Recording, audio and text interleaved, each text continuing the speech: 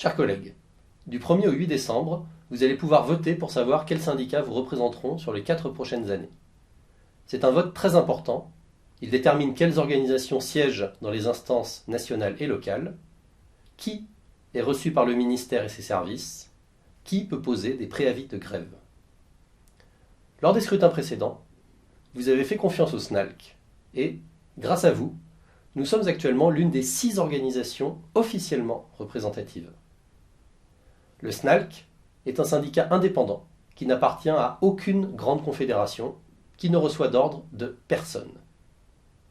Sa liberté de ton est reconnue par tous, et nous portons votre parole à tous les niveaux du système éducatif, mais aussi dans tous les grands médias nationaux et régionaux. Le SNALC a toujours reconnu un statut spécifique à l'éducation physique et sportive, qui a des apports uniques dans notre système éducatif. C'est pourquoi le SNALC est attaché à une véritable éducation du physique, et pas seulement une éducation par le physique. Il faut une éducation qui donne toute sa place au corps, à la motricité, aux apprentissages moteurs, dans une époque où l'on voit le déclin des capacités physiologiques de nos élèves, les effets délétères de la sédentarité. Il faut arrêter avec une EPS ultra conceptuelle et méthodologique au détriment de ces apports spécifiques sur le physique de nos élèves. C'est pourquoi le SNALC lutte pour que cette spécificité physique et motrice demeure la plus grande priorité de la discipline. Le SNALC pense évidemment aux professeurs qui enseignent le PS, qu'ils soient professeurs de PS ou agrégés, et revendique des temps de service identiques aux autres disciplines. Cette distinction n'a pas lieu d'être et elle doit cesser. Il faut donc les mêmes temps de service, 15 heures d'enseignement et 3 heures d'AS pour les professeurs de PS, 12 plus 3 pour les agrégés. Il faut également une revalorisation urgente des salaires.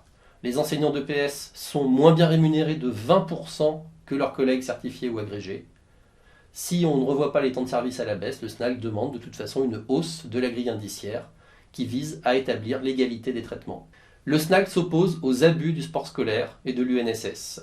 Le SNALC dénonce l'exploitation des enseignants de PS dans le cadre du sport scolaire. Nous exigeons que le forfait d'AS devienne un temps d'AS de 3 heures et que les heures effectuées au-delà soient rémunérées. Nous revendiquons également l'attribution d'indemnités pour mission particulière, IMP, pour les trésoriers et les secrétaires d'AS. Enfin, le SNALC demande un aménagement des fins de carrière. Nous le savons, les enseignants de PS sont particulièrement touchés par la souffrance au travail, dès 30 ans, plus encore après 50 ans, plus particulièrement encore chez les femmes, les études du ministère le disent très clairement.